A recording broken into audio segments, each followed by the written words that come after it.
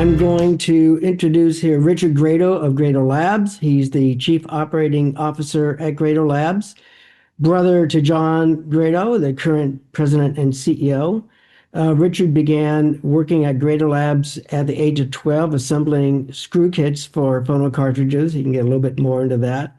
Grado Labs was, and if I get this wrong, Richard, please let me know, was started in 1953 by his uncle Joseph Grado, who was a watchmaker, and they produced the first stereo MC cartridge, although I don't remember what date that occurred, but I'm sure you can let us know. As all of you, I'm sure know, they make wonderful headphones and photo cartridges. Their headphones range from 99 bucks up to 2,500. They have a wireless version and I believe one IEM. And their phono cartridges range from very reasonable low hundreds up to 12,000. I believe that's their Epic 3. And maybe Richard can talk a little bit about the differences between those or what goes into a kind of a first cartridge a beginner might get into up into something that is really reference level like an Epic 3. And I'd be interested to hear their approach to research and development and designing these types of devices. So with that, I'm going to give it off to Richard. And thank you again for being with us today and talking a little bit about yourself and Grado Labs.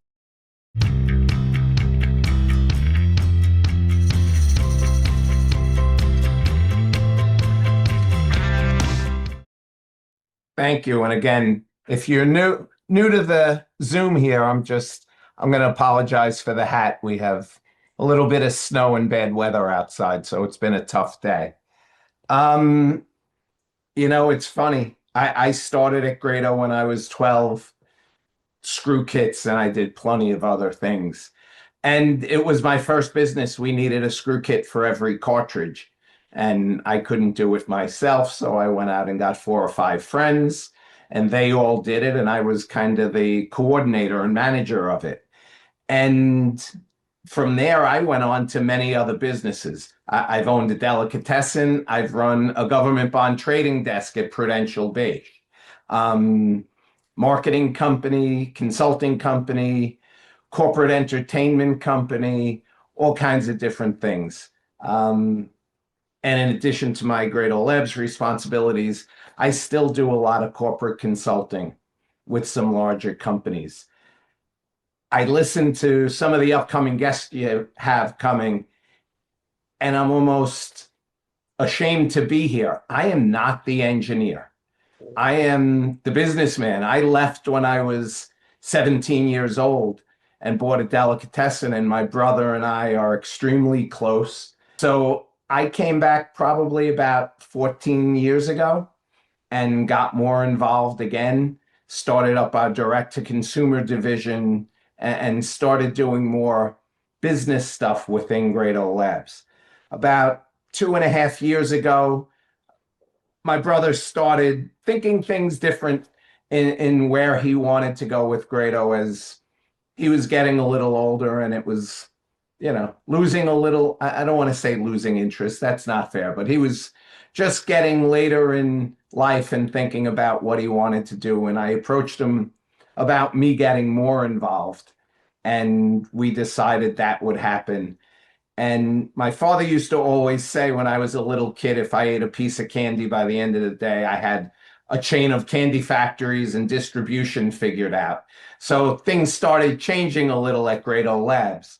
My brother, I would never want my brother not to be involved. We speak multiple times a day. I actually work from a home office, which is about 8 miles from, I should say 8 miles in about an hour and a half. The way New York City works, I'm there almost daily, sometimes twice a day, just to go over different things.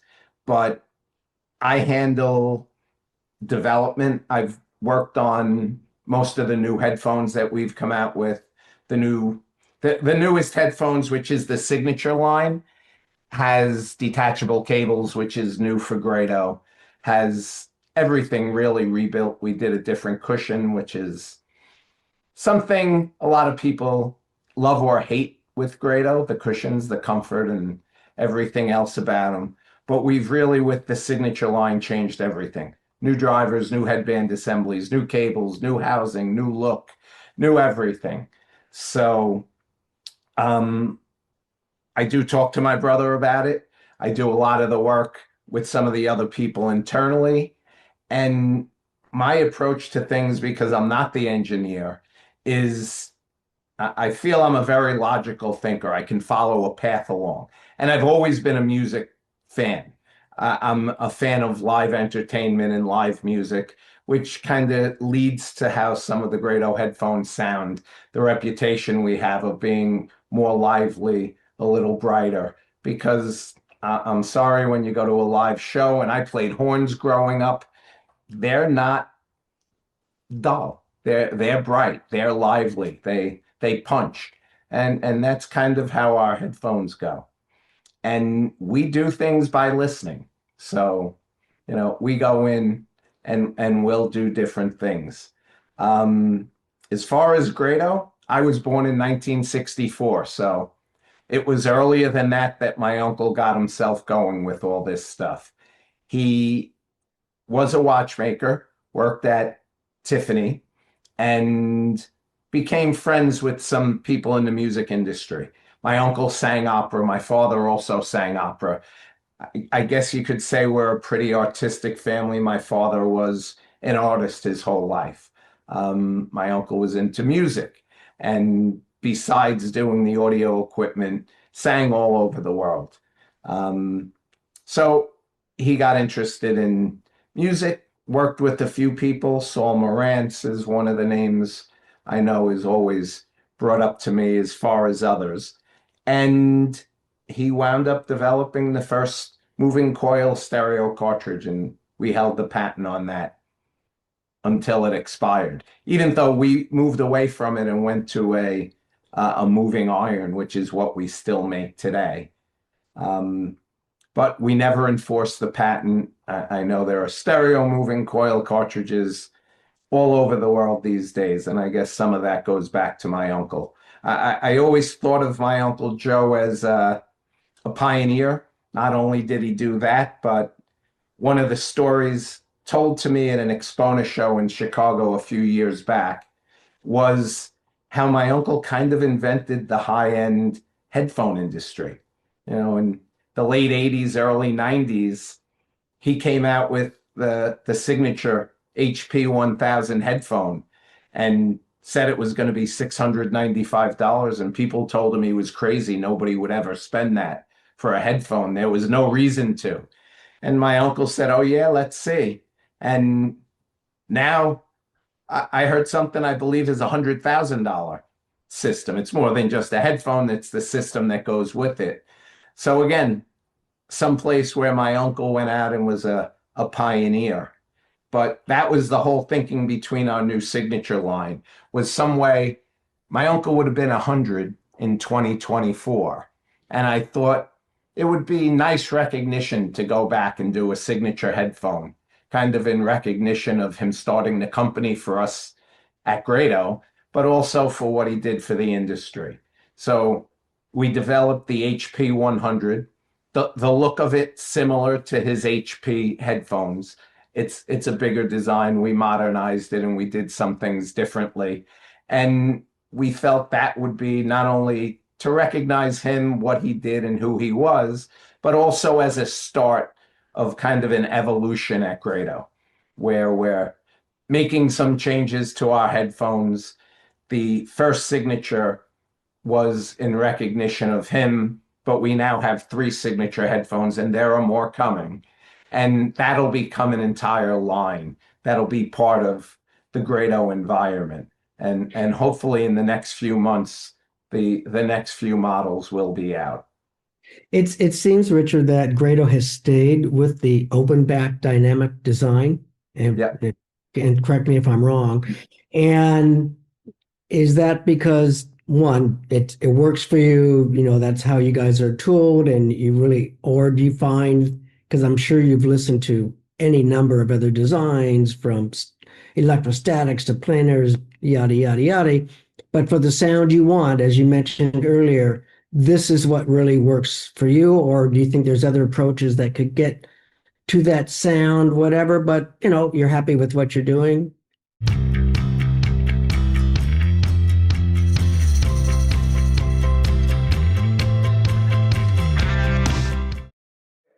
We're open. We did a lot of the same thing over and over. Even with the older models, the current prestige and reference and statement, and the professional, which has kind of faded away but is still out there in the used market. And we felt like we needed to make some changes to bring Grado back.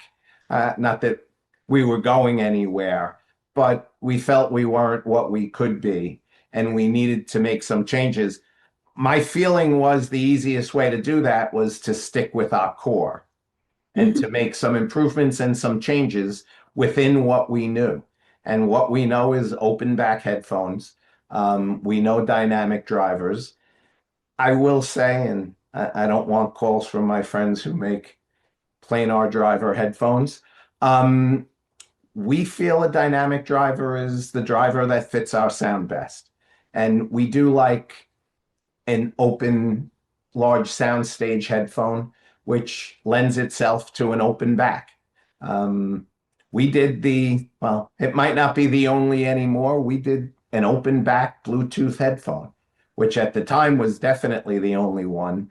And I think it might be the only true open back Bluetooth headphone to this day. I think some companies made adapters so you could turn their headphone into a Bluetooth headphone with an adapter.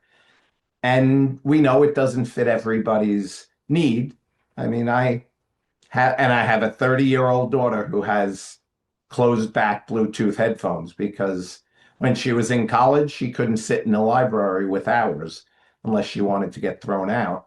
So for now, this is our direction. I am a little more forward thinking. I have 3 future lines of headphones already in my head and what I'd like to do with each of those lines going forward. And I will never say never on anything. Could we do a closed back headphone? Yes. Maybe less likely to do a planar driver, but who knows if we will, and who knows what'll be the hot driver technology in a few years anyway. Maybe we'll all be doing something different. I was going to say, with that in mind, it does seem that, especially for younger listeners, the trend these days tends to really push portability and almost above fidelity, but being easy to use, do it off their iPhones or whatever. So I was curious on your thoughts on the direction and trends in headphones specifically in the country and maybe on high-end audio or audio in general.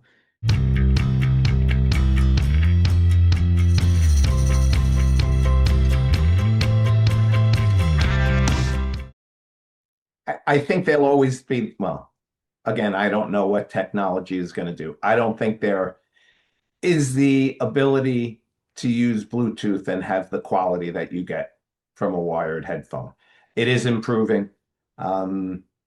We are very close to a new Bluetooth headphone that I think improves on our past Bluetooth headphone, which was very highly rated and went over fairly well. Again, it was an open back, so the market was limited.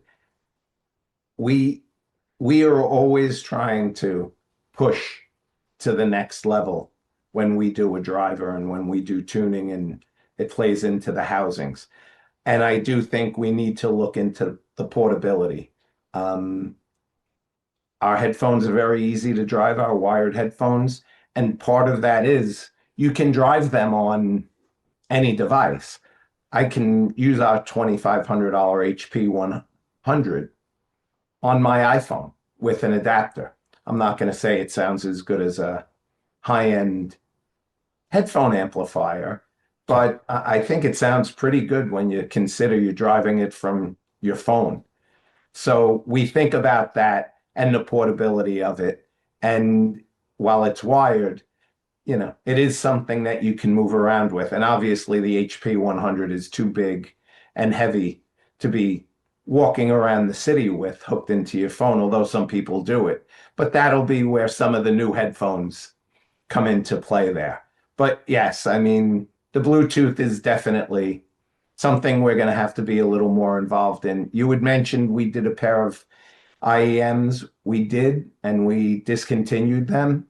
Um, there was one recording engineer or recording engineering magazine that actually did a review of them when they first came out. And they claimed they were the first ones that had sound quality good enough to actually do recording with. So the sound quality was incredible. I think, unfortunately, and this is a big change I try to explain to my brother just in the industry. It isn't 1980 where Absolute Sound or Stereophile does a review and there's really no feedback or nothing else for a month. Now something goes online and it's obsolete in 18 hours and there are thousands of responses and something new. Um, our IEM sounded incredible, got written up and accepted as that. We did not put noise canceling in it, ANC. And part of that was a sound quality issue. We couldn't achieve the sound quality if we added ANC. Yet we were named one of the top 5 noise canceling IEMs just through the passive. But nowadays, too many people look for that checkbox, and as soon as it doesn't have ANC, they won't even consider it. So we just found it was difficult. People would buy it. It's honestly the whole IEM market. There are new ones every day. People buy them and return them. We are the small company that people think we are. We don't have the staff to handle the constant flow of phone calls on something like that, where people can't get their earbuds to pair to their phone. And it's a phone issue. It has nothing to do with the headphones necessarily. Sometimes it might, but we don't have the people to sit and do the tech support. And again, we decided to go back to basics, build from what we know best, and then see how things change. I'm very good at planning, analyzing, and adjusting as necessary as we move forward. So maybe we will get back into it someday, but not something on the calendar right now. Right.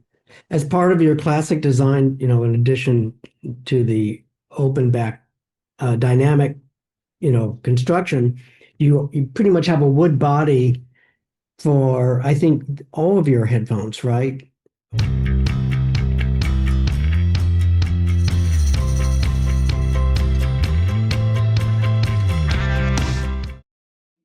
Our Prestige series right now is 5 headphones. 4 of them are an ABS plastic. Oh, One okay. of them is a 6061 aluminum. Going up from that, we used to have a PS 500, which was also an aluminum. And our professional series, the PS 1000 and 2000, were also metal models.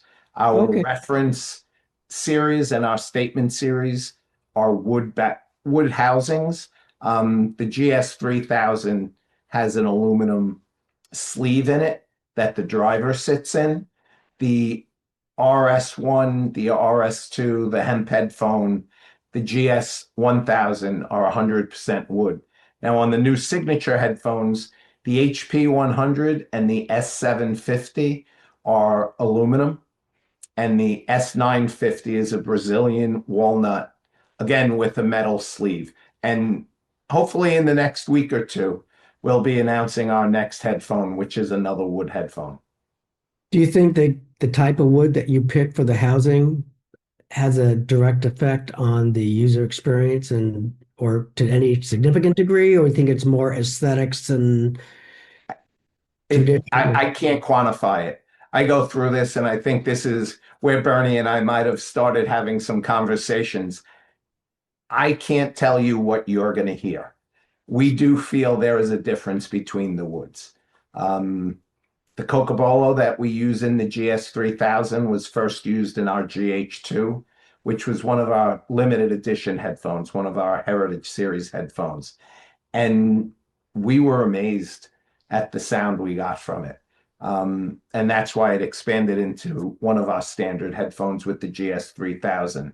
We've probably tried 20 different woods or more, and we'll build housings all similar and try to keep everything as common as we can when we're doing testing. And we think there is a difference. But again, everything else plays into it. The better everything is behind that headphone, your source, everything else, the more you're going to notice the differences and your hearing. We all hear differently. We all appreciate things different. My ending to each response is usually only one opinion matters, and that's yours. So you need to listen and make your own decisions. And unfortunately, the way our industry, the whole world has changed, you can't go out and listen to things anymore. I get people every day saying, where can I listen to them? And you can't. And if I can find somebody, a local retailer who has the product in stock, I always ask them, please buy it from them, because they'll go in, listen to it one place, and then want to go online and save the sales tax or get a little discount. And the few brick and mortars who actually have equipment for you to demo are just going to disappear. And then you'll have no place to go to. Sure. That leads into a question in terms of like your research and development when you're developing a new product, a new headphone. Is this like a multi-year time frame, and do you kind of push it, ping it back and forth with your brother or the engineers within your company, and what's that process like?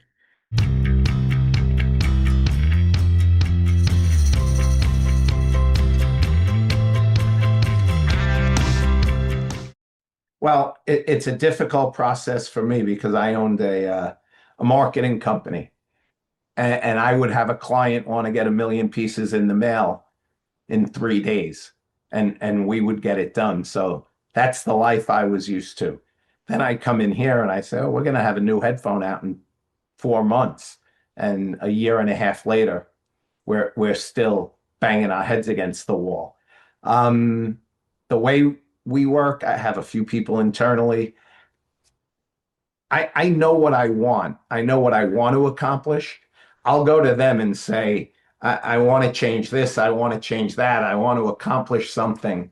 I'll play little games and little tests that I can do at my desk and try to figure out or get us a little closer to what I want. And then I turn it over to them. And there is a lot of back and forth. A lot of tweaking, I will say, on the GT220s, which was our IEM. I don't know if anybody knows John Chen. John Chen has been in the industry for 50 years, probably, is our sales director, and works pretty closely with me on some of the product development. We probably went back and forth on that in-ear about 12 times each, doing little tweaks and doing things from the way it fit in our ears to the way something sounded. We do the same thing on the wired headphones, probably not as much back and forth. And I hate to say it, and my brother would want to shoot me. He didn't know I was working on a headphone when I had my conversation with him. My brother liked to say, I know what I'm doing. Everybody stay out of it. So I wanted to prove to myself that I could go out and do something. And I didn't tell him the day of our first conversation about that, but about 3 or 4 months in, we all sat him down, myself, John Chen, and his son. His son was involved with me. And we kind of said, hey, look, this is what we did. He started speaking to us again a few months later, and we moved past it. But yeah, I mean, it probably took us 2 years to get that first headphone out. We're getting a little better at it. We have a lot of the things worked out a little better now. So the process is better, but there are so many moving parts.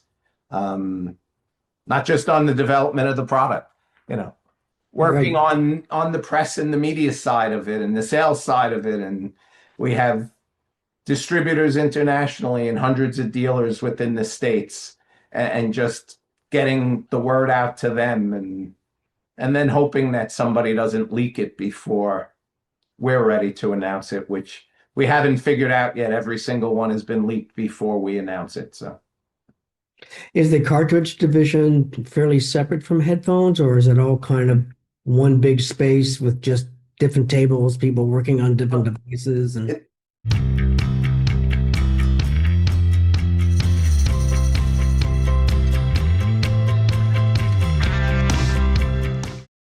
I don't want to call it big space because the building where Grado Labs is housed, my grandfather bought in 1918. Um, my uncle and my father, they were brothers, were born on the third floor of the building. My grandfather's brother, my uncle, my great uncle, lived on the second floor with his family, and the family fruit store was on the first floor. right. Um, my uncle Joe started building the cartridges on his kitchen table, and as things grew, he took over the offices downstairs, and that's where Grado Labs was, and that's where we still are today. Mhm. So definitely not a big space. And yes, cartridges and headphones are all built at the same place. My brother is more off on the cartridge side with his son. Mhm. Um, we're all involved in everything. We all bounce things off of each other. We'll all come in and listen or test, and give opinions and feedback on things like that. Um, and my brother hasn't stopped working on any of that. If anything, I think I reinvigorated him. I think he was a little tired a few years ago, and I think seeing the changes to the headphones and how they've been accepted very well.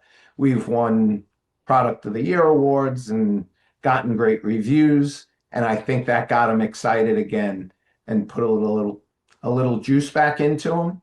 So he's been in there playing and tweaking and working on cartridge concepts and things like that. Is it difficult to find workers, people, especially on things like cartridges, which are so small and you need that technical? Because I know some of the Japanese, the high-end Japanese cartridge have complained, producers have complained about finding technicians, and people are retiring and getting old, and they have no one who will wind the coils or whatever, just like tough. It it it is never easy to find somebody who's good and dedicated, somebody who wants to work. Um, I'm actually friends with Jason at Shit Audio, and, Hmm. and I am so impressed with his group, because he has a group of people who they're so interested in what they do. It's not just a job for them. Right. They're audiophiles, and I'd love a little of that. It's a little more difficult in New York City. And I will say I've gone in and I want to know how things work. I'm not a mechanical person. Again, I'm a business person. Um, but I want to understand it because logically I can work through some things possibly if we hit a roadblock. And I went in and I had cataracts, and when I had my cataracts taken care of, they gave me a lens for close vision in one eye and distance in the other. So I have monovision. So I don't normally wear glasses except on the screen. And when I sat down and started trying to do a cartridge, I got on the microscope, and I mean, my eyes couldn't focus. I couldn't do it at all. So I just walked away. And somehow it's very tedious work winding those coils, setting those styli and the cantilevers and the generator plates and everything else. 5 minutes of it, and I would probably not be a very happy person, but we do get lucky enough to find the people who sit there and do it all day and can do that type of work. But it's not easy. A lot Yeah. of training goes into it. trying to figure out ways to automate it a little more would definitely help and be a positive. Yeah, we did an event with Jason a year or so ago, and I really was impressed that he created a very kind of a family-oriented business for people. They're not related, but it Yeah, feels like he treats everyone like family, and people want to go to work with him. I mean, I'm sure yeah. there's some of that at your company too, but that's good to see these days in American business. But I said, and I might have said it when I rewrote the About Grado story. Growing up, my family lived around the corner from where the factory was. And I call it a factory, the building. Um, there was a time we had 70, 80, 90 employees. And I'm talking back in the 70s. They were my best friends' mothers and fathers. And so it was one big family. Mhm. And cousins, nieces, nephews, brothers, sisters, everybody worked there at one time or another. Little bit of a different world, but even today we have some sibling, not our siblings, but we do have people who work there who are siblings or aunts and nephews and things like that. So it's a close knit group, Mhm. and it, I guess it helps sometimes. I do say people get to go home at 5 o'clock and they're done with work, and I have to sit across the table from my brother at Christmas, and sometimes we're not on the best terms. So That's family. that's Yeah. it. Yeah. Has Grado ever considered making a headphone amp and or a phono amp, phono preamp to go along with your products?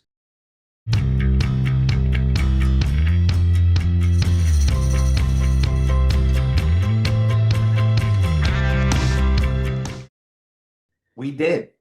We Oh, did we've you? made them. Sorry about that. I did not know that. Okay. Yeah. My uncle actually, when he made his HP 1000 headphones, was not happy with the other equipment out there, the options. And he actually did a signature headphone amp. My brother still uses it to this day in our listening room. And then Grado, I want to say, and again, this is when I was gone as a full-time thing, but still involved. We made an RA1 headphone amp. It was a wood amp, and I believe it was a PA phono amp. Um, but we stopped making the phono amp could be 20 years ago. The headphone amp we probably stopped about 12, 13 years ago. And my feeling at this point is no, I like being friends and having a relationship with people like Jason and all the other headphone amp manufacturers. I have no interest in making a headphone amp. It, Uh, it works great at shows and everywhere else, as mm, there are in stores to demo things that we all trade off on equipment and we work together. When I do a Headphi show, I have headphone amps from 6 different companies. And that gives people the ability to hear the different amps, and they all have our headphones. So people can hear our headphones at different places as well. I would tend to think if we came out with a headphone amp, people might not want to work with us as closely. fair enough. Sure. You alluded when we first started that you have some stuff coming down the pike. Can you talk a little bit about what you have coming up shortly and what you see maybe even in 2 or 3 years, things you've been thinking about that you'll eventually get to and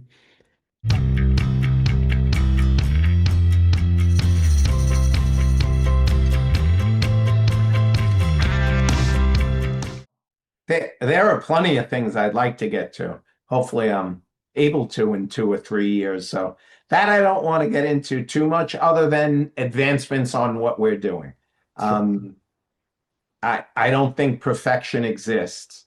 So there are always improvements you can make. And a lot of things you need to analyze what you've done as it's out there in the market and it's being used, and figure out where you can improve on it. Whether it's new designs of housings and how to change things so acoustically it performs better, differences in drivers and materials, and who knows what'll be coming down the line. Um, I also think that sound has become maybe, I don't want to say less of an issue, but not the only issue, more than ever. You used to sit in your house in the corner and listen to your headphone. Now people are out there with them, and comfort is definitely more of an issue than it might have been years ago. As back then people were more concerned about just the sound, and to get good sound, you couldn't be comfortable. It was something you gave up in order to get that better sound. And again, the bells and whistles, people want to see these things. My brother always said no to detachable cables, but I mean, we just had to. It was, I'll never forget, I was in Munich at the high-end show in 2024, and I took a picture, and it was a tease picture. I mean, and it was a picture of what turned into our HP 100. And Cardis had loaned me some cables to use when we were doing some testing. And it was a picture of our headphone with a Cardis cable in it. And Steve Gutenberg responded to my social media post that the world was changing its axis. Grado's doing detachable cables, So we'll see what else. I mean, we've moved down the line. We did, I'll go price wise, 2,500, 2,200, 1,700. We've kind of shown a progression there that we're creating a line, and we'll keep going down the line price wise. And again, if I could, I would have liked them to all be out already. I would hope by July or June 1st, the latest, we'll have a few more headphones finishing out the signature line and coming down with some lower price points that'll make them available for more of the market out there. Has Grado Labs had much of an issue because of all the tariffs, mishmash and stuff like that, or have you been?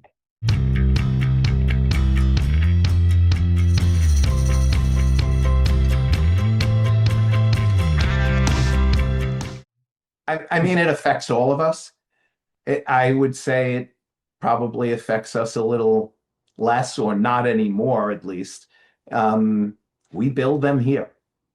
A manufacturer who builds them overseas and imports them is going to be affected much more than we are. We bring in parts from all over the world. But again, they're parts and components that go into a product we build here in the US. Right. So tariffs have less of an effect on us. Probably what has more of an effect is just the attitudes of people around the world, as some people love you and some people hate you. And again, I think things like that get in the way sometimes of right and wrong. Right. I just want to, my thing, and I say this to my brother, is I just want to listen to music. I just want to enjoy the music. I mean, that was part of my thing in our offices, is this is supposed to be a fun thing. This is something, if you're happy, if you're sad, listen to some music, get away, go to a concert, enjoy yourself. I look at some of the people on some of the online threads, and they're fighting about, I like this cushion, I like that cushion, this cushion, this cable is lousy, this headphone stinks, So just listen to what you want. Sure.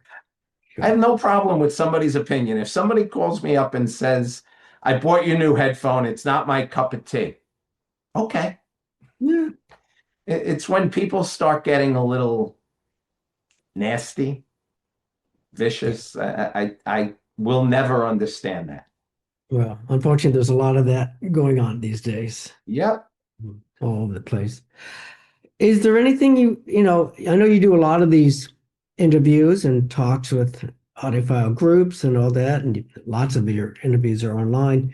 Is there anything I could ask you to speak to that you're not asked 1,000 times a year that you can think of that you'd like to maybe bring up to our membership? I'm trying to put, before we get to questions from the people who are on today, but I guess the thing I would ask, and I try to get this out there, is I feel like there's a bias, especially with our headphones.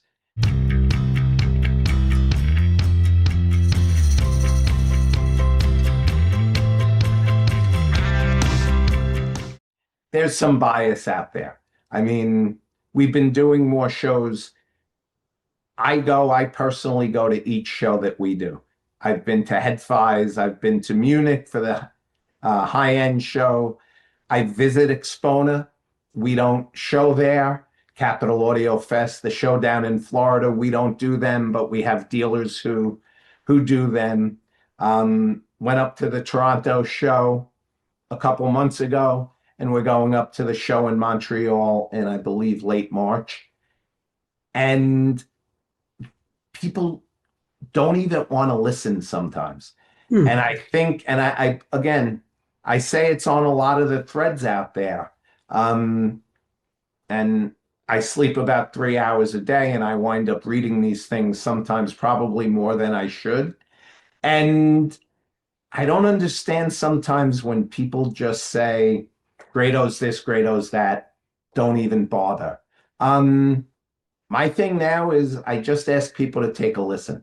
My brother is very good at, when we do a show, he stands out there and he drags people in. And very often people will say, and even online more and more now we're reading, I always was told this about Grado. And that's not what I think. That's not what I'm finding. So I guess the biggest word I'm trying to get out there is give us a chance. If you've heard things about us, listen to your own ears, not somebody else's. We are a small company. We're not one of these big guys. We will never be sold. We're not getting bought out by some multi-billion-dollar international conglomerate that ultimately, and remember, I'm a finance guy at heart, that ultimately comes down to the dollar. I hate to think that a lot of it's just a big marketing game out there, and these guys have money that we don't have to go out there and push their word and what they want you to think. And I think, unfortunately, people believe it. I mean, testing is one of those things. I have gotten in battles with people, and I have to watch because the Brooklyn kid, Italian Brooklyn kid comes out in me when you start attacking. And all I try to say is listen before you test. If you have to test, just listen first. Because I think if you test it and say it doesn't test well, you're never going to like what you hear. If you listen to it and you like it or don't, and then you test to justify it, that's all well and good. And I don't expect everybody to like it. But the other thing is, and again, this might go back to where Bernie and I had the conversation. My phone is sitting right here. Other than my brother's direct and John Chen's direct email, every single email address comes through me. Info, ecom, Rich Grade, everything comes to me. We respond. People call, I sit and have conversations. I like talking to people. I'll have a conversation. I can't answer every phone call when it rings, but I do my best to get back to people and to answer people and realize that if you're getting an answer from us, there's a very good chance it's me and my brother getting back to you personally. And I don't think there are many companies out there in our industry these days who, especially in the headphone industry, who are getting back to you personally and where you're talking to somebody who is one of the owners, part of the family. And I mean, I do own other headphones. I've had questions and problems, and I get a response in 3 weeks. Yeah, that is unfortunately a rarity. Really good to hear. Actually, it makes me feel really great to hear that. I want to ask the audience. Something new that we're going to do also and again, I'm a community person and a business person, is I don't know if we should call it a give back, but we do support many different things. You know, we feel it's important we give back to the community. We give back to those less fortunate. I uh, I served on the board of a fairly large organization for individuals with autism for about 14 years. I chaired the organization for 4 years. And one of the things I'm trying to wrap up right now is creating a community page on our website that talks a little about some of the things we do. There are collectors out there of Grado headphones.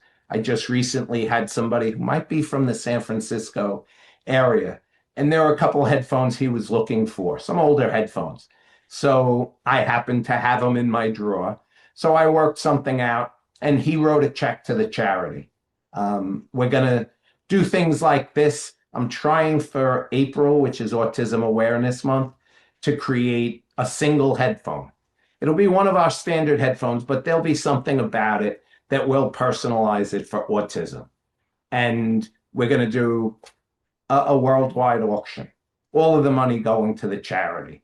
And we'd like to find 2 or 3 things because there's a lot of good in our industry.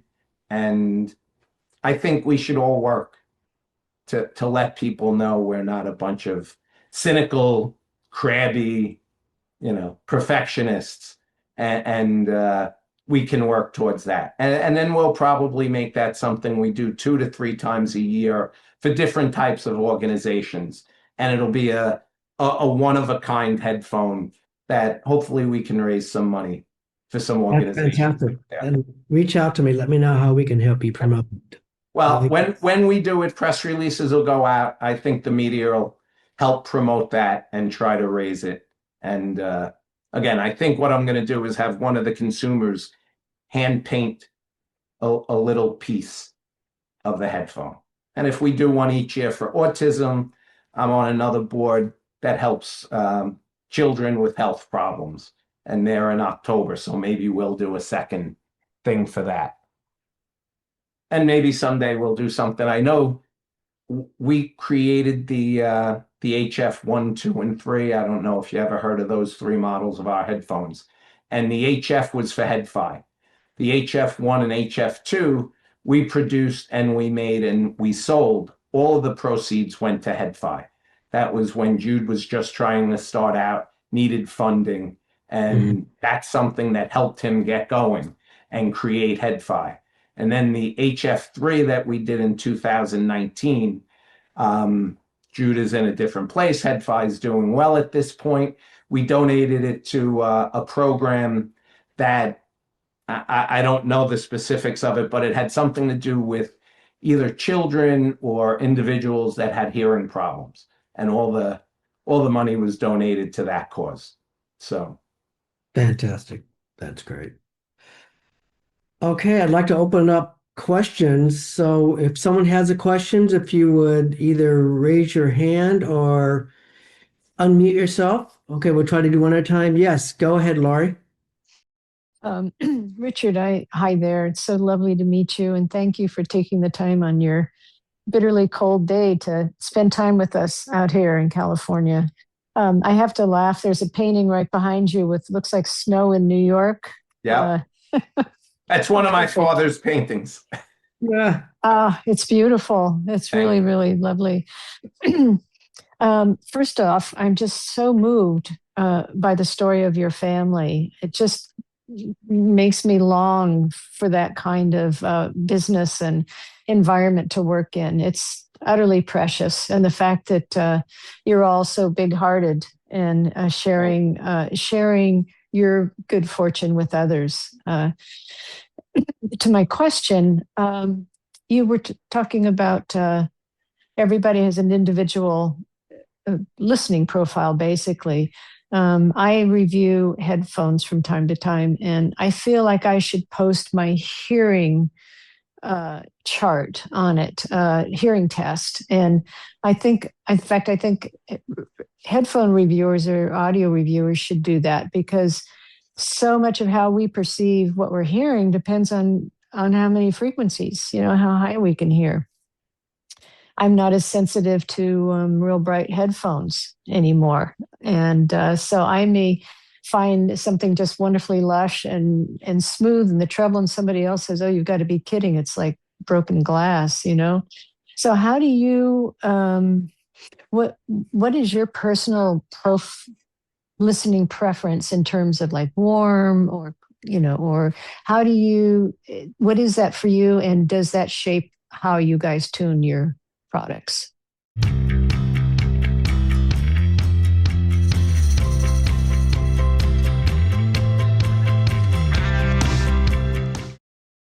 It absolutely shapes how we tune our products. And if you follow the progression of Grado's products, I feel we've gotten brighter as we've moved along. And my brother is the one who did everything. And I kept saying to my brother, "You're getting older. Our headphones are getting brighter." And he didn't see it. And then it kind of helped because I guess, and again, my brother's 12 years older than me. And I gotta get my daughter to stop texting my wife here on the family thread. So we have that brother battle. It's a little different. Then his son Matthew has gotten more involved. And I had Matthew work with me when I was doing that new headphone that my brother didn't know about, because I knew that would soften the blow a little, because he could yell and scream at me, but he wasn't going to treat his son that way. So I brought Matthew in and had Matthew start listening. And all of a sudden, Matthew started saying, "Yeah, Dad, what do you, Dad?" So I don't know if I'm quite 30-year-old Matthew ears, but I'm not my brother's ears. And again, I was a horn player. I played trumpet and saxophone growing up. One of our best friends is Mark Rivera, who is the sax player for Billy Joel and has played with Ringo and everybody else. We actually have, Mark is the one I did the corporate entertainment business with. And I wound up meeting, if you know, and again, we're rock and roll people. Jack Bruce from Cream became a friend, Eric Carmen, Billy Joel, Bon Jovi. That's the kind of music we listen to. And there'd be nothing like going to a show. But again, it's a lively sound. There's some pop to it. When they hit a cymbal or a snare, there's a snap. And that's kind of the sound we listen to. But I do like things toned down a little, maybe in that 2 to 10,000 range over somebody else. And I realize there are people you're not as sensitive to the higher frequencies. And I am working on, and we just came out with a new cushion. We haven't done a new cushion in 20 years.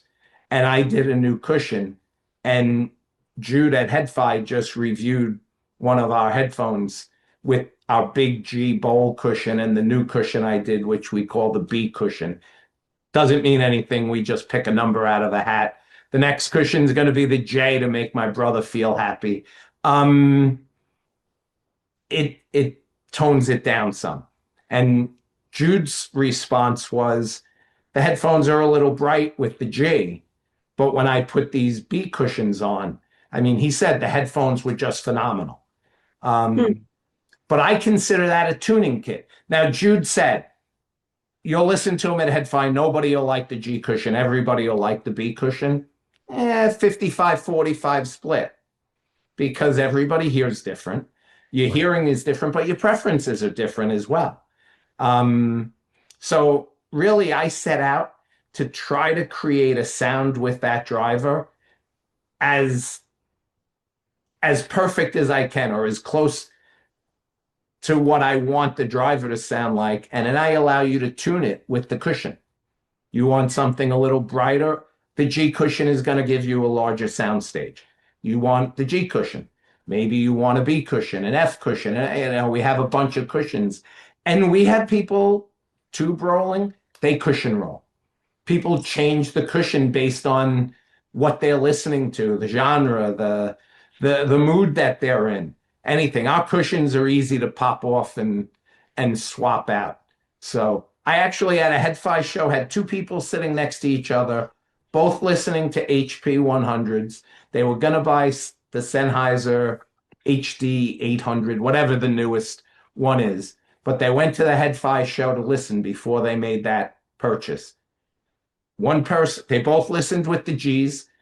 One person loved it. He was a 55-ish recording engineer. The other person was a 30-ish year old, just casual listener. The recording engineer loved them. The other person thought they were bright. I gave them both the B cushions. Recording engineer thought they weren't as open, lost a little of the detail. The 30-year-old said, "Oh my God, these are the headphones I want." They both bought our headphones instead of the HD 800 for opposite reasons. You know, they went in different directions. And that's my feeling. Do what sounds best to you. Did I answer everything that well? That's one of my speaking things, is try to answer the question before anybody can ask it.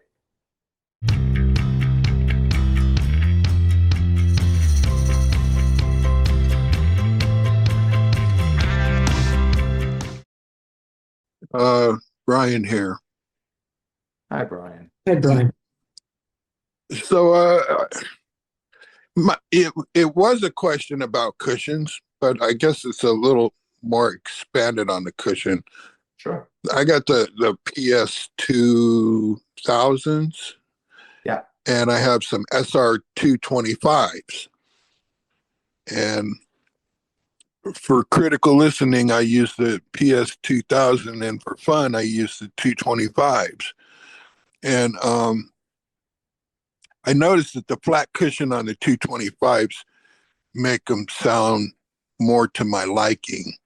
Okay. But the question was about the 2000s, and the cushion is a little dense for me for long periods of listening.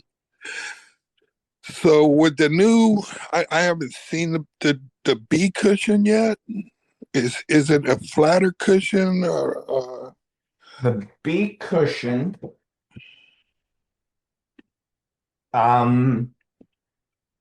so the HP 100 came with the G cushion, right? and then we put an F cushion in as well. Right. And the feeling that my uncle's original HP headphones, signature headphones, came with an F cushion. It was also the two extremes I felt of our cushion range. So we would always hear people say they might like the sound of the F cushion more. Some people, a lot of people couldn't even listen to it. But what I tried to do is come up with something in the middle. So I don't know if you can tell here. So this is a B cushion. So what the B cushion is a G cushion cut down. And do I have it? G? So this is a G cushion, which is the bowl. Yeah. It's open. This is the B cushion. Same diameter, same opening, but it's flat. So it kind of accomplishes some of the things that the F does. But, and I hate to say what I don't like about the F, I feel the F muddies things a little bit. Right. This actually, the F comes up straight. This one slopes a little. And it does have the slits in it, like the F cushion does, which, again, I'm giving you my opinion to sound, which I don't usually, but I thought what this accomplished is it gave you something in the middle of the F and the G cushion. It's a little larger. The HP 100s are a heavier headphone. Not as heavy as the PS 2000, but a heavier headphone. So this sits better on your ear than the F cushion does. The F cushion's a little small. It'll give you a more open sound stage. Mhm. than the F cushion will, Mhm. but it gives you that bass response that the F cushion would over the G cushion as it changes the distance between your ear and the driver, and also has a smaller opening on the inside. Yeah. So And it'll fit the 2000s, right? The PS. all of our, other than our Bluetooth headphone, which I changed that, the upcoming Bluetooth headphone that comes out will fit all our cushions. Yeah. Our S, L, F, G, B, they all fit every headphone. Okay. So you can get them. The B cushions aren't available yet for purchase. They're the Right. stock cushion on the S750 Okay. and the new headphone that'll be out hopefully in a few weeks. Mhm. Our concern was we didn't have enough cushions. We didn't want, because I have a list of people waiting to buy these cushions. Yeah. I didn't want to sell out a $60 cushion to the point where I couldn't ship headphones. Right. So we're hoping these will be available in the next few weeks as well. Okay, I'll look for it. I heard the PS 2000 similar story at the LA headphone show a couple of years ago. Like might have been way few years ago by now. Yeah. But man, I listened to every kind of headphone, and when I walked into the Grado room and heard those, I was like, "These are them." So, And see, you walked in and listened. yeah, My problem is a lot of people won't. right. And I saw you have a new flagship headphone out, but I'm just kind of curious how different, because I can't, I can't audition them. How different are they from the PS 2000s? Because those were the flagship headphones at the time. Well, and the PS 2000, I want to say we discontinued in 2017. So it's been quite a while. Yeah. Seemed like yesterday. Yeah, tell me about it. We will be in California, just so you know, at the Can Jam in September. Okay. So if you're down, you can listen to everything then, and we should have everything out by then. Yeah. My opinion and the feedback we've been getting is the new HP 100 is nothing like anything we've ever made. To me, the detail of it, the speed of it, and the bass and sub bass that we got out of it, the lower end of the frequency range, Yeah. nothing like nothing like you've ever heard from a Grado, and a lot of people feel it's probably the best lower end of any open back headphone. Awesome. Okay. So, I mean, you can go on Headphone. There are people that are saying they beat the, I don't even know the model, but the $8,000 focals and Yeah. things like that. Yeah, I believe it. Okay, cool. Well, I'd be looking forward to Lori reviewing that headphone. Send me information. We'll get you a headphone out. So spare parts, and I had to go for an aftermarket headband. I broke the headband on my 225s. I tried to find a headband on your website, but I couldn't find any like spare parts. Well, it depends on what part broke. If it was the gimbal that goes around the housing, sometimes those plastic pieces will break, or the height rod coming out of that will break. Right. Those are available on the website. Okay. Both the plastic ones, which would be the 225, or the metal one, which would be your PS 2000. Yeah. There are tons of people out there. I think Grados are the most modded headphones in the industry. It always tweaked my brother a little, and it always aggravated me. Why do people need to mod our headphones and do other headbands?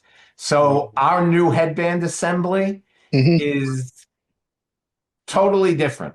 I mean, on the PS 2000, no more plastic junction blocks. Everything is metal. The headphones used to spin around and around. Yeah. I limited the spin to 110 degrees, so they don't spin around anymore. Mhm. The construction of the gimbal into the height rod is totally different, much more stable. The headband used to just slide in and clip into Mhm. the junction block. Now it's screwed in, and we will sell those headband assemblies, and they will fit the older headphones as well. So our Yeah. new higher end headband assembly will fit your PS 2000, Okay. and this price will be about 220. I Mhm. know if you buy it from the most popular person out there, you can buy all the parts and put it together yourself, and Yeah. it's about 270. Uh-huh. Ours ships as a single piece. It's two screws, Yeah. and it's on, and Right. it'll be less expensive. And we also did the same thing on the lower end. We took all those new advancements on the engineering of Mhm. it, and it will fit your 225 as well. That just you just spread it a little, it pops right out. There are pivots that go into the holes on the sides of your housing. Yeah, it was a little dicey putting them back together, but Yeah. okay, cool. I can't wait till Thanks for your September. I'll question, Brian. try to make it down there. Last year I didn't go because I'm still working, but and I'm up in the Northern California, so Yeah. Little it's bit of a ride. yeah, it's a little bit, but I don't mind. Okay, thanks, Rich. Very good. You're Thanks, welcome. Brian. Rich. So, Yes. hi, I'm Bernie, by the way, and I've been watching you on my screen. You're right next to me. yeah, I am, as a matter of fact. But anyway, I bought a pair of GW 100s for my television because I don't like listening to music on headphones. It just irritates me. But one thing I noticed is that I have to play them louder than I really like to. And is that a case of the foam because it doesn't have a hole in the middle like the ones you were showing us your B's and your F's and all that. This is just flat like a big pancake. Yeah, it's similar to our S cushion. Um, I don't think so. I think it's I don't know why you would need to play them louder than you'd like to. Is it that you get no sound? You can't turn them down any lower? Well, you do, but you're watching like NPR or Channel 9, where volume to them is it's loud for the commercials, but and it's normal for the normal programming. But Yeah. NPR doesn't do that. They don't need to. They don't have to. Right. So I just running into this because I watch a lot of uh, programming, those British things on NPR, and they record them and put them out there at a lower volume. Right. Yeah, And that sounds like I said earlier with the reason we don't like Bluetooth, because you ask us these questions that are generated by the TV channels and the commercials. Um, it's probably them playing with volumes on you so that you hear the commercials more and they get your attention and get you to buy for their advertisers. well, NPR doesn't do advertising other than just promote their own But Yeah. programming. But But can you turn that if they're louder than you want them to be? You should be able to adjust the volume on the headphone. yeah, but Can't- that's independent. It's not independent of the TV.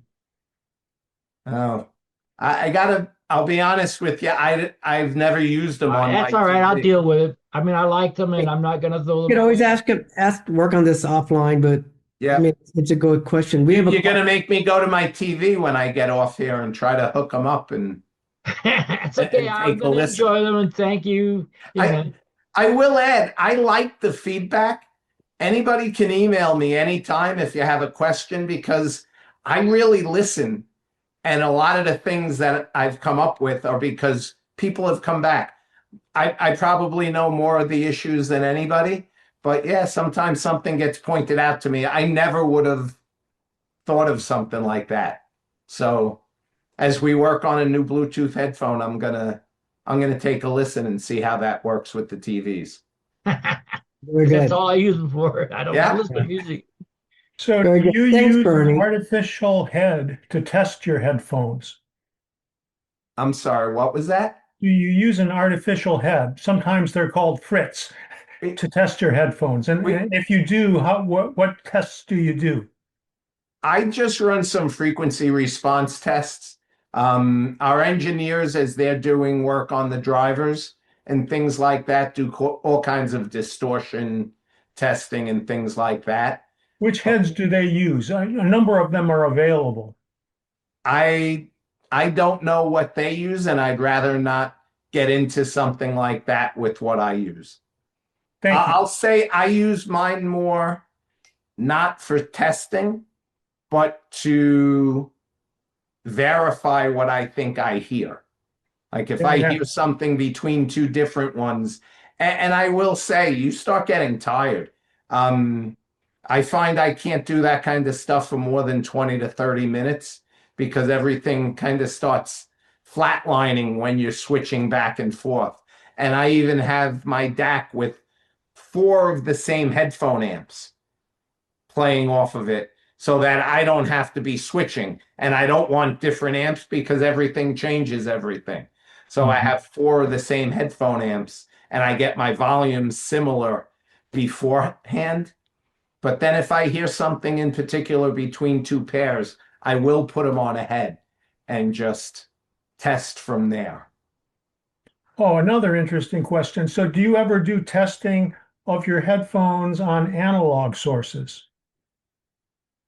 I can't say we have. Everything I do. Again, I'm sitting in my office at home is all, digital I music. mean, I see a turntable behind you, but I do. When you mentioned John Curl, I have one of his Parasound Phono stages there. I listen to vinyl all day long. I listened to it before I got on this call, but I don't really do any testing that way. We do. I shouldn't say we never do. If I go into the factory up in the listening room, we do listen on albums sometimes. I just can't get my brother to buy new ones, and I'm tired of hearing the little the little sounds that pop in after years. thank you. Sure. Thanks, Brad. We had a question someone put in the chat. They wanted to know the size of Grado right now. How many total employees do you have? And if you're willing to say, Yeah, we're a private company, and there are things we like to keep private. We don't have as many as we used to. We used to have 70 or 80. We're not that big anymore. Partly because we wanted to, and partly because it's what happened. But my brother would like to stay where we are, and I'd like to double what we used to have. fair enough. That's good. Any other questions? Let's see. We have one from Larry. Larry, I have a question about audio shows. Okay, Larry, do you want to unmute yourself and ask that question? Sure. Richard, thank you very much for coming and talking to us. Bernie, I don't use headphones a lot. I use them a little bit, but mostly for traveling. I guess my question is, have you ever considered going to the Warsaw show?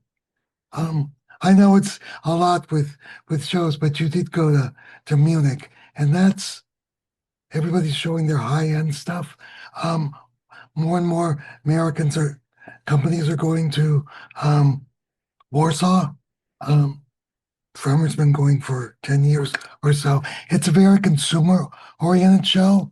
Yep. There's lots of young people. They have a very large dedicated headphone room, and there's families and other people that go. Also, it exposes you more to. I don't know what your representation is in Europe, but We have 40 plus distributors. We hadn't done shows in years. I went to Munich myself the first year, 2 years ago, and it went so well, my brother wouldn't let me go alone last year. And now they're moving Munich to Austria this year. right. So Right. it actually works well for us because all of our distributors visit. So we don't have an opportunity to meet with them face to face. Right. So I kind of built that out there. We've been hearing more. It is the Warsaw show what I hear about the big show in Poland. Is that the big? That's the one. It's the Okay. second largest show in Europe, Right. and it's the second largest show in the world outside of China, and they don't do Okay. that. There's lots of it's more consumer oriented. So there'll be, I don't know if you have a distributor in Poland or who We can. do, and I think it's almost as big as high end now in Munich. It is. I hear it keeps getting bigger, and we have spoken about it. The way we do the international shows, and again, we've only done Munich to this point and Canada, is we work with our distributor. You know, when we do the Munich show, our German distributor really gets everything set up, and we just fly out and we're there. Very difficult for us to have to start transporting equipment and things like that. We're talking about doing Headphone in London in July. Again, we have one of our larger distributors in the UK. We do have a distributor in Poland. It's not something we could do. This is October when that show happens. Yes, it's at the end of October. Right. I walked through. I don't recall seeing you. Yeah, our distributor I don't know in what you're Poland is a very good person. But again, and one of the things I asked when I first met all of them, and I met them face to face, I've known all of them, Right. is why Grado is what it is in your country. And I knew that most of that was our fault. So, you know, I didn't want to blame them, but I wanted to hear it from them. And we're working at making some of these changes to the product line. And the push will then become it's on them to get things done. And our Polish distributor is definitely one of the people that we'll speak to. Probably won't be 2026, will probably be 2027. That would be We'll try to get to that show. That would be great. And other people in Europe, but outside of Poland, do go to that show. Right. It's Yeah, I've heard more and more about that show and that it's getting bigger and bigger. It's a really good show. Yeah. Yeah, that would be our goal. I would like to get to an extra Headphone or two, or at least get our distributor to show up, even if we need to give them a little push or a little encouragement. But it's not bad when we can just get off a plane and be there, and they get things set up for us. Hey, Richard, in addition to Jason's headphone amp, are there other headphone amps that you just particularly personally like, that you've liked with your line, that you said this just really jams together? And I mean, there are quite a few of them. I have a Moon, the Sim Audio headphone amp that sits on my desk. It does make it easier in my limited space here when there's a DAC built into it. So I only need the one piece of equipment, but I use that. That's my standard one-on-one. I only have one of them here. They've discontinued their amps. Felix had sent me, I can't tell you the model. They sent me their top-end amp maybe 6 months ago, and I absolutely love that amp. I just packed up a pair of HP 100s to send back to them. We just got in a Burson amp from down in Australia that I use some. But again, I have, it's almost embarrassing how many different things I have sitting around that they send us, and we use theirs and they use ours, and they go back and forth. But the Felix amp was one I really liked, that amp. And part of that might be the warmth of the tubes, that amp. And I use that. That doesn't have a DAC built in. I bring that to the shows. And I believe Jason in California had given me one of their DACs, their higher end DAC to use with that. I think he's in Texas now, but he is in Texas, but he was at the California show. Oh, gotcha. I did just do the Dallas show with him as well in November. Fantastic. Yeah, he's a great guy. So interesting guy. Any other Any other questions from the group, from the gallery? Oh, we have one.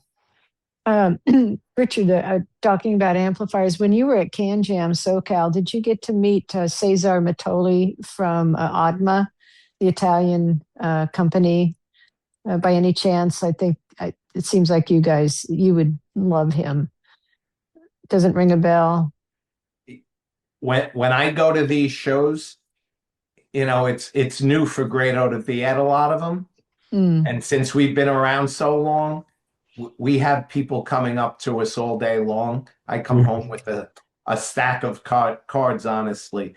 And someone would be better off telling me their phone number than their name. mm, I don't know what it is. I remember numbers. I don't remember names. And it's embarrassing sometimes, but it's very possible I did, but I can't tell you for sure. sure.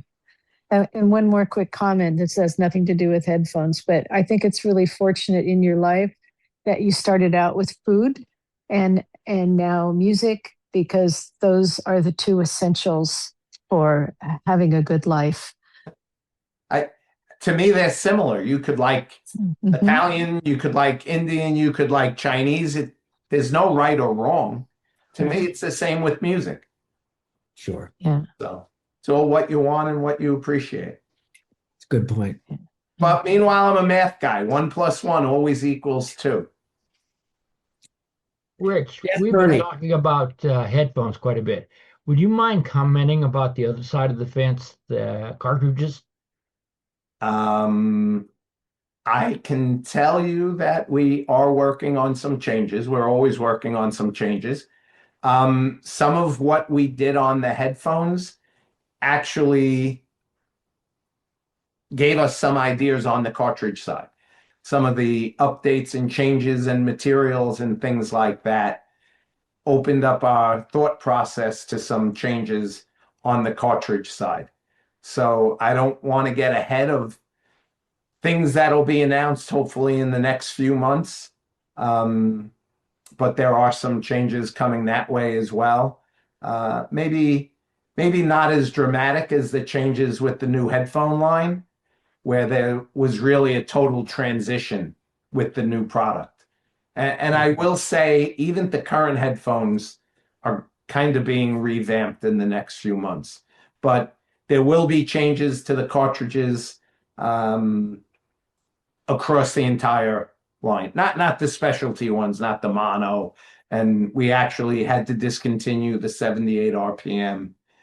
We no longer make, but the specialty stuff will remain the same, but there'll be some updates to the rest of the cartridge line. Would you say the way you, uh, I don't know what's the best way to put it, the way the sound that you're going for, you talked about, at least in regards to your headphones, you like a really lively live concert, good transient response, I don't know, bright is not quite the right word, but in terms of the way you've developed and you and your brother, the currently the cartridge line, would you say that's similar? Because you got some cartridges that are just oozing and lush, and some people would say, just not extended, but it's all mid-range, mid-range, mid-range, and you have others that are like the Lyra series, which are just detail, detail, detail, and I do think the cartridges tend to go a little different direction wise than the headphones do. okay, I don't know. And again, it was 100% my brother on everything on the headphone side before. But you don't listen when we're testing a cartridge, we never listen with headphones. right, So you're listening differently, you're listening with the speakers, you're sure, sitting back, it's a different interaction with the sound. And I think what he accomplished with the cartridges is different than what was accomplished with the headphone. And the sound signature, I think, is different. I think we tend to be a little, I think we're full on the headphones, but I think there is a little more warmth to the cartridges. and a little more full body to our cartridges. Okay. Because it's even harder. I mean, it's almost impossible to hear a cartridge before you buy it. I mean, it's pretty rare, but And it's even more difficult with the setup because at least the headphone, they go on your head. Yeah. Where you're sitting, as long as there's no outside noise, has very little effect. Whereas when you're listening to a cartridge and now your speakers are changing and your turntable's changing and your room and your dimensions and your placement and your seating, everything changes.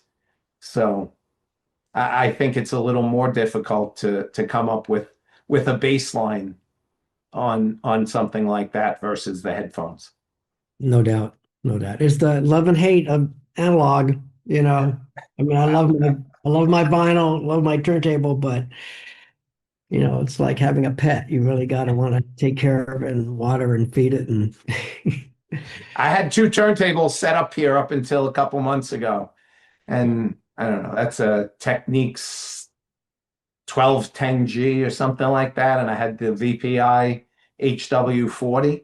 And I felt like the difference just between the two, although you know what, one of them went through the power sound and one goes into my Macintosh. So yeah, I guess there are plenty of things that are changing that. yeah, great. All right. Well, we are at an hour and a half. Any other questions from the gallery? If not, maybe we will wind things up. I wanted to thank Okay. Richard. I will just share. Anybody, Please. Grado at gradolabs.com is my email address. Any questions, any comments? If you'd like to review a headphone, send me an email and we'll get that whole process going and figure out what makes the most sense to get out to you. In our group, we're trying to look for ways to get younger people into music involved and trying to expand the number of headphone events we have or headphone oriented discussions. We've had some speakers talk about just some primers on headphones, the differences between planars, dynamics, statics. We had one talk just on headphone cables and different, thoughts about that, and because that all affects the sound and can the sound. And if you believe in that kind of thing, versus using, If you hear a difference, there's a difference. absolutely. My father used to go for acupuncture and he could never understand why he didn't feel it. And we said they retract. When they push it against you, the needle retracts. It doesn't really go into you. I said, but if it makes you feel better, what difference does it make? Results are what matters. Results are what matters. So, all right. Well, thank you for having me and listening to me Richard. babble for an hour.